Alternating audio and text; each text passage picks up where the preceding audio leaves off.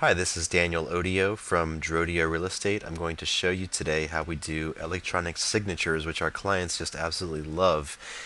Let's start by going to our website, drodio.com. And on this site, there is a link for buyers. If you click there, that will take you to some information that we have provided for buyers, learn how much you can afford, get approved for a loan, etc. At the bottom of this page, you'll see a link that says Enjoy the benefits of electronic signatures, and if you click on this link, that will take you to our digital signature authorization form. So let me tell you how this form works. This is a form that we have clients sign in our company. So we actually are with the client, for example. We have them sign an initial inside these boxes. Just so we print the page out and we give it to them to sign, and then we also have them write in their email address. The email address is important because that's how we do quality control.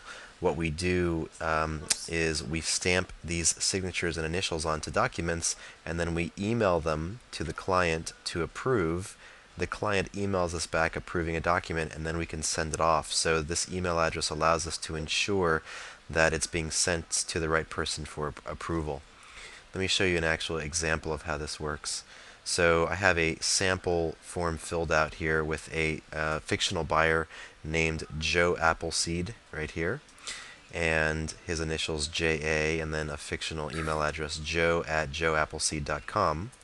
And then what I'm going to do is use my program here to just highlight his signature, and I'm going to make a copy of that. But you'll see the problem is that the signature is not transparent, so it covers up the other text. That's not what we want, but there's a way with the Mac to make a transparent image, which I'll do right now.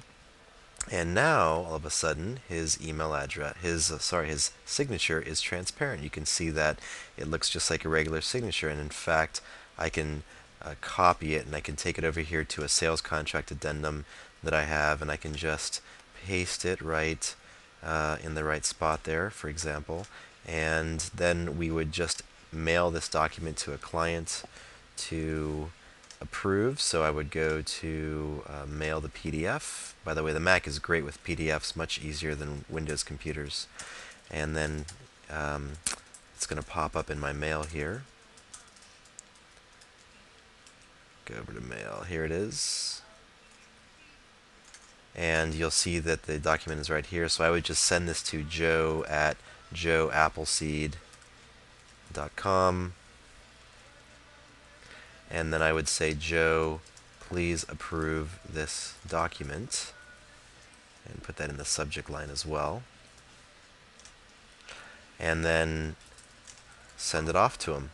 And when I get a reply back from him approving the document, then I can send it off to wherever it has to go. And we keep those replies on file. So that's how we do it. Hope if you're a client, if you enjoy this process, we'll be happy to do it for you. And if you are a realtor, please join our firm. This is how we interact with buyers. It's a very efficient way to write offers. Thank you.